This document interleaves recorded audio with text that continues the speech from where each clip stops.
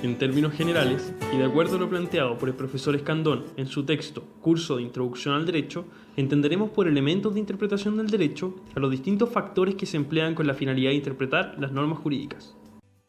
Es importante mencionar que el primero que se refirió a estos elementos ya de una forma más acabada en términos jurídicos fue Savigny, el que distinguió en su obra Sistema de Derecho Romano Actual los clásicos 4 elementos de interpretación antes mencionados: el gramatical, el lógico, el histórico y el sistemático. En relación a nuestro ordenamiento jurídico, cabe mencionar que Andrés Bello no tuvo en consideración estos referidos 4 elementos, ni a Savigny al redactar las normas interpretativas del Código Civil, sino que al Código de Luisiana, consecuencialmente al proyecto del Código Civil francés del año 1800 y en la doctrina hermenéutica del jurista francés Jean Dumas. Resulta necesario advertir que entre estos elementos no existe una prelación para efectos de su aplicación, como tampoco es cierto el que en la tarea interpretativa solo se podrá emplear uno de estos o alguno de ellos, debiéndose, según la doctrina mayoritaria, emplear estos conjuntamente, sin prescindir de ninguno de ellos. Por último, añadir que como elementos de interpretación se pueden agregar la idea de justicia, la equidad, los principios generales del derecho y el derecho a los factores sociales y a otros.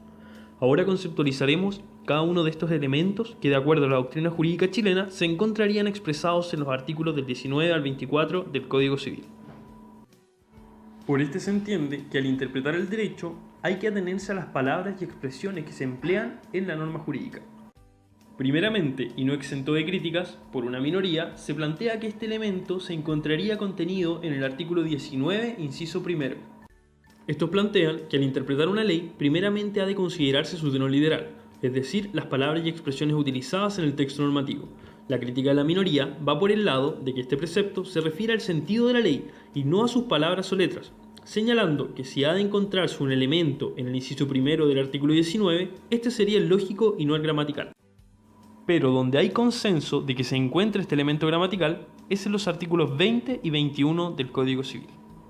De estos artículos se concluye que el significado de las palabras de la ley puede obtenerse de 3 fuentes distintas. Primero, del sentido natural y obvio. Segundo, de la definición expresa que el legislador efectúa de algunas palabras para ciertas materias. Y tercero, significado que le atribuyen a las palabras de una determinada ciencia o arte quienes la practican.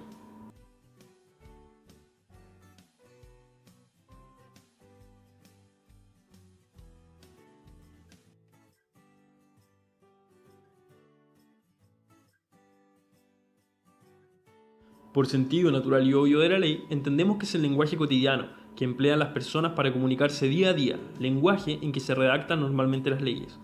Nuestra jurisprudencia ha consignado que el sentido natural y obvio de las palabras es aquel consagrado en el diccionario de la Real Academia Española de la Lengua, pero desde hace ya un tiempo esto ha cambiado, ya que determinadas palabras no encuentran un significado en este diccionario, debiendo buscar este en el medio en que se emplean. Respecto a las palabras definidas expresamente por el legislador, habrá que estarse a esta, pero siempre que dicha palabra sea utilizada dentro de la materia para la cual el legislador la ha definido expresamente. Por ejemplo, si el legislador define la palabra director dentro del ámbito educacional, no se podrá extender aquella a una materia distinta como la tributaria. En cuanto a las palabras técnicas de toda ciencia o arte, se entiende que éstas han de ser interpretadas en el sentido que les dan los que practican la respectiva ciencia o arte.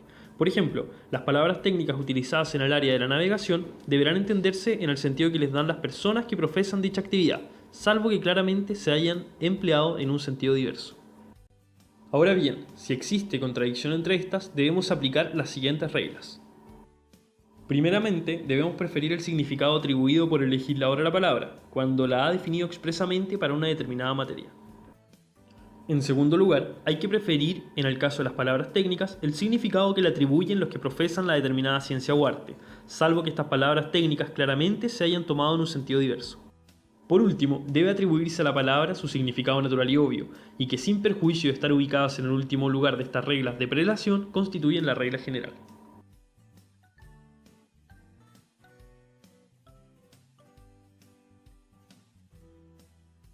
Este ha sido entendido por la doctrina jurídica chilena, al menos mayoritariamente, como aquel que considera la concordancia y armonía que debe existir entre las distintas partes de la ley, de tal modo que no haya entre ellas contradicción. En cuanto a este segundo elemento, la mayoría opina que este se encuentra en el artículo recién transcrito, debido a la correspondencia y armonía que, según él, debe existir entre las distintas partes de una ley. Sin perjuicio de lo anterior, para algunos, sin embargo, se encontraría en el artículo 19, en cuanto habla del sentido de la ley y del espíritu de esta. Esta última tesis constituye la minoría. Este elemento se encuentra en el artículo transcrito, cuando se refiere a la historia fidedigna del establecimiento de la ley. Entendido así este elemento, es necesario precisar dónde se encuentra tal historia fidedigna. La respuesta está en los mensajes con que se envían los proyectos de ley, en las actas y documentos en que se consigna su discusión en las cámaras, etc.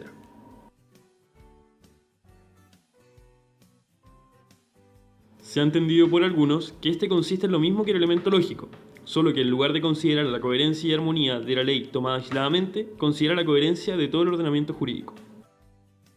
Por último, respecto al elemento sistemático, la mayoría señala que este se encuentra en el artículo transcrito, pero otros creen que se encontraría también en el artículo 24, pues nos dicen que el espíritu general de la legislación lo reflejaría. Se desestima este punto por ser considerado como un elemento distinto.